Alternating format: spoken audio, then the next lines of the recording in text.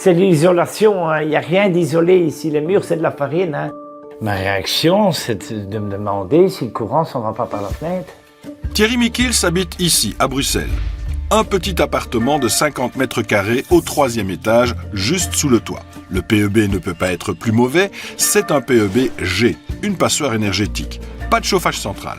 Comment vous chauffiez quand vous êtes arrivé? Ici, avec ce genre d'appareil, c'est-à-dire un radiateur à bain, ou à huile, je ne sais pas comment ils appellent ça. Électrique? Oui, c'est du 3500 watts. Et je me chauffais avec 3 trucs comme ça tout au début. Thierry est locataire depuis 5 ans déjà. Les premières années, sa facture d'électricité s'élevait à environ 300 € par mois. Une somme considérable pour lui qui perçoit une aide du CPAS. Il y a quelques mois seulement, il a reçu le certificat énergétique. C'est quoi votre réaction quand vous avez vu ça? J'ai pleuré. J'ai été trouver tout le monde pour dire moi je m'en vais. Je vais trouver un travail, je vais me foutre le camp. Les étés, c'est tu t'enfuis de la maison. C'est des chaleurs accablantes, c'est tu sais pas rester dans la maison, tu manges plus. T'es une lavette, t'es occupé. C'est pour mourir des températures pareilles. L'hiver, il fait des économies. Il a abandonné ses radiateurs électriques au profit d'un chauffage au pétrole. Le cas de Thierry n'est pas isolé. En région bruxelloise, 45% des certificats PEB sont de classe énergétique F et G. Il n'y a pas plus bas. En région wallonne, ce n'est pas beaucoup plus reluisant. Elle affiche un score de 38%. La situation est préoccupante et pas que pour les locataires. Les propriétaires, souvent parmi les plus précaires, sont aussi concernés. Nous nous sommes rendus à Grand-An, près de Durbuy, à la rencontre de Pacou. Un héritage lui permet aujourd'hui de réaliser les travaux dans cette maison, mais jusque-là, elle vivait dans la pauvreté. On a changé le châssis.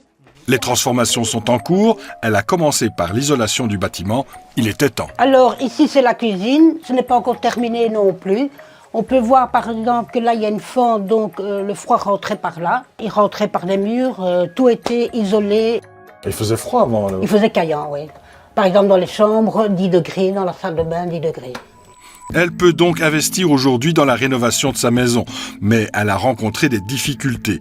Une escroquerie tout d'abord. Elle a versé 17 000 € d'acompte à un entrepreneur qui n'est jamais venu faire les travaux. Et il n'y a pas que ça. Le problème, c'est qu'au départ, moi je comptais sur la prime de la région wallonne, mais comme il y a eu une grosse réforme début de l'année 2025, au départ j'avais 90%, ça tombe à 30% et je perds au minimum 30 000 €. La rénovation énergétique des bâtiments met les plus précaires dans une position délicate.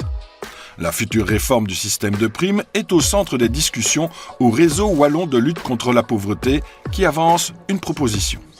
Il faut inventer une intervention plus collective budgétairement que la prime. La prime, vous savez, c'est un chemin individuel, la prime. Ici, nous, on aurait une proposition qui serait plus audacieuse en quelque sorte, c'est proactivement d'identifier là où il est nécessaire d'intervenir et de voir comment on investit même peut-être parfois sur certains bâtiments jusqu'à 100% à charge de l'État. Je n'ai pas dit pour tout le monde. Ça sera gagnant à terme à un moment donné. Ça, c'est l'objectif. Mais aujourd'hui, la facture énergétique est au centre des préoccupations de très nombreux citoyens, avec une question pour les plus défavorisés, qu'ils soient locataires ou propriétaires, comment vais-je pouvoir payer ?